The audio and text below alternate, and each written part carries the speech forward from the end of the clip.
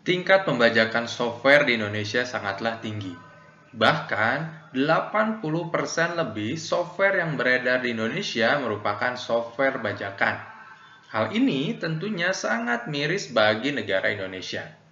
Hal apakah yang membuat tingkat pembajakan software di Indonesia sangat tinggi? Dan bagaimanakah seharusnya rakyat dan pemerintah Indonesia menanggapi akan hal ini? Mari kita simak videonya.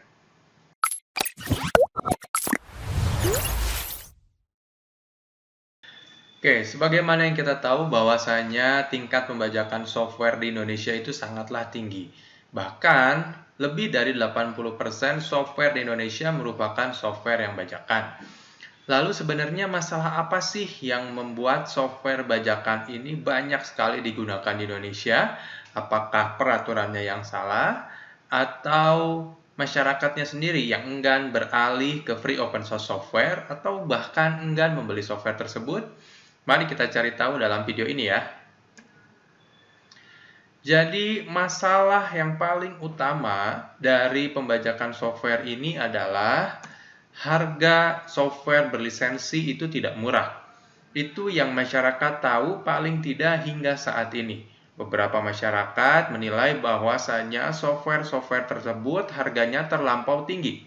Dibanding untuk membeli software, masyarakat lebih memilih untuk membeli kebutuhan pokok seperti sandang, pangan, papan, dan yang lainnya. Hal ini tentunya sangat berbanding terbalik dengan kebutuhan teknologi yang mereka gunakan sehari-hari. Samping itu, mungkin pertanyaannya, kalau misalnya masyarakat Indonesia sendiri enggan membeli software-software bajakan, lalu mengapa masyarakat Indonesia tidak menggunakan free open source software saja? Masalahnya adalah yang pertama, tradisi menggunakan software bajakan sejak dini. Sudah tidak kita pungkiri lagi bahwasanya dari kecil, semenjak kecil yang kita tahu dari SD, SMP, mungkin SMA, software perkantoran itu merupakan Microsoft Office. Nah ya, di sekolah-sekolah yang kita jalani dulu, jarang sekali kita diperkenalkan dengan aplikasi-aplikasi yang gratis dan tidak berbayar. Nah, hal inilah yang membuat mindset atau paradigma masyarakat Indonesia bergeser. Ya, kalau kita ingin menggunakan aplikasi perkantoran, kita harus pakai Microsoft Office. Tidak ada aplikasi yang lainnya. Lalu yang kedua adalah kurangnya kesadaran masyarakat mengenai pelanggaran yang dilakukan. Sudah tidak dipungkiri lagi bahwasanya literasi digital masyarakat Indonesia sangatlah minim. Hal ini juga yang mendukung penggunaan software bajakan di Indonesia sangatlah tinggi. Mereka bahkan tidak mengetahui konsekuensi atau pelanggaran-pelanggaran yang dilakukan dengan menggunakan software bajakan tersebut. Dan yang ketiga adalah kurangnya sosialisasi mengenai FOSS. Walaupun sebetulnya pemerintah Indonesia sudah menggalakkan gerakan yang namanya Indonesia Go Open Source, melalui beberapa kementerian dan seminar-seminar yang telah dilakukan, namun free open source software ini sangat jarang sekali diketahui oleh masyarakat Indonesia secara luas. Dan berikutnya adalah dukungan pemerintah yang minim. Pemerintah seharusnya lebih mendukung gerakan-gerakan free open source software, baik itu yang diselenggarakan oleh pemerintah sendiri maupun yang dilakukan oleh organisasi-organisasi atau kelompok-kelompok maupun individu yang bergerak pada free open source software ini. Sehingga literasi atau pemahaman masyarakat terhadap free open source software ini menjadi sangat luas. Dan yang terakhir adalah keengganan untuk migrasi. Hal ini saya rasakan kepada beberapa mahasiswa tentunya yang sudah mengetahui free open source software namun enggan untuk bermigrasi dengan berbagai macam alasan.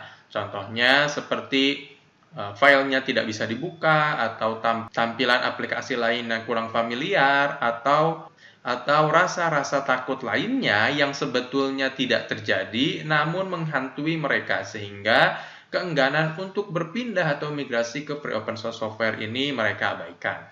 Lalu apa sih tantangan dari penerapan free open source software di Indonesia? Yang pertama adalah software yang berkualitas. Sebagai pesaing baru yang harus mengalahkan nama besar seperti Microsoft, software-software yang dibuat dari para developer free open source software ini harus software yang berkualitas. Yang berkualitas di sini tentunya software dengan kemampuan yang tidak kalah jauh dengan Microsoft Office.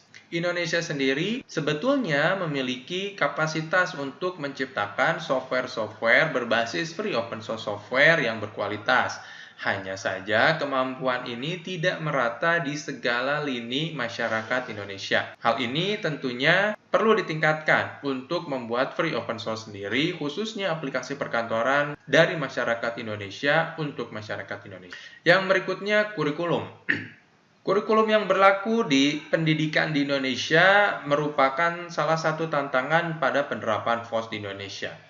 Andai saja jika para pemimpin instansi perguruan tinggi atau instansi pendidikan di seluruh Indonesia menerapkan kebijakan untuk memberlakukan atau menggunakan free open source software pada masing-masing instansinya, tentunya itu akan mendukung penggunaan free open source software yang sangat luas. Tidak hanya pemahaman masyarakat atas pelanggaran-pelanggaran yang dilakukan, tapi juga tentunya memperkenalkan free open source software ini lebih dekat kepada kaum-kaum muda yang terpelajar. Yang ketiga adalah lingkungan. Dalam hal ini, kita harus menjadi contoh perubahan bagi masyarakat Indonesia yang luas. Bagaimana bisa kita berharap seluruh masyarakat Indonesia tidak melakukan pembajakan software, tapi diri kita sendiri masih menggunakan software-software yang bajakan? Maka dari itu, untuk membuat perubahan yang besar, kita harus merubah dari yang kecil dulu, yaitu dari diri kita sendiri. Dan yang keempat adalah kebijakan. Kebijakan yang dimaksud adalah dukungan pemerintah untuk memberlakukan kebijakan-kebijakan terhadap penerapan free open source software di Indonesia. Hal ini tentunya pemerintah memiliki andil besar untuk menekan angka pembajakan di Indonesia. Salah satu caranya adalah dengan membuat kebijakan terhadap penerapan free open source software di Indonesia. Untuk itu, maka seharusnya langkah apakah yang tepat yang harus diimplementasikan untuk mengurangi angka pembajakan di Indonesia sekaligus melakukan literasi penggunaan free open source software di Indonesia. Dalam hal ini, saya minta Anda membuat diskusi kecil mengenai setujukah Anda apabila pemerintah menggunakan sebagian dana APBD untuk melakukan subsidi terhadap pembelian software-software bagi masyarakat di Indonesia. Jawabannya saya harapkan ada dari dua pihak, yaitu pihak yang setuju dan pihak yang tidak setuju. Seluruh jawaban saya harapkan kirim di kolom komentar ya. Terima kasih. Demikianlah video mengenai masalah pembajakan software di Indonesia. Semoga videonya bermanfaat. Terima kasih dan sampai bertemu berikutnya.